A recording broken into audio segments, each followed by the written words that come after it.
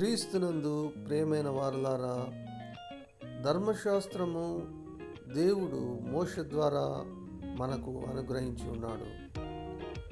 ధర్మశాస్త్రము అనుసరించువాడు ధర్మశాస్త్రమును బట్టి జీవిస్తూ ఉన్నాడు.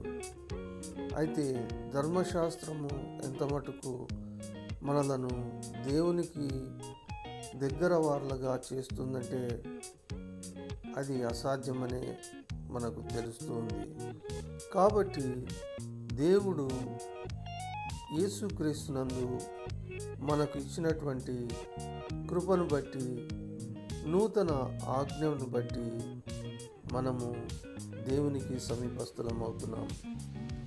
కాబట్టి మనము కృపకు, ఆయన యొక్క కనికరమునకు లోబడి ఉన్నాం. కాబట్టి ప్రభు ఒక చోట ఒక మాట చెప్తూ ఉన్నాడు. ధర్మశాస్త్రం అంతయు 2 ఆజ్ఞల్లోనే పరిపూర్ణమై ఉన్నదని. ఒకటి, నీ పూర్ణ హృదయంతోనూ, నీ పూర్ణ ఆత్మతోనూ, నీ పూర్ణ వివేకంతోనూ, నీ పూర్ణ శక్తితోనూ నీ దేవుడైన యెహోవాను ప్రేమించవలెననియు, నిన్ను వలె నీ పొరుగువాన్ని ప్రేమించవలెనని మనకు తెలియజేస్తున్నాడు.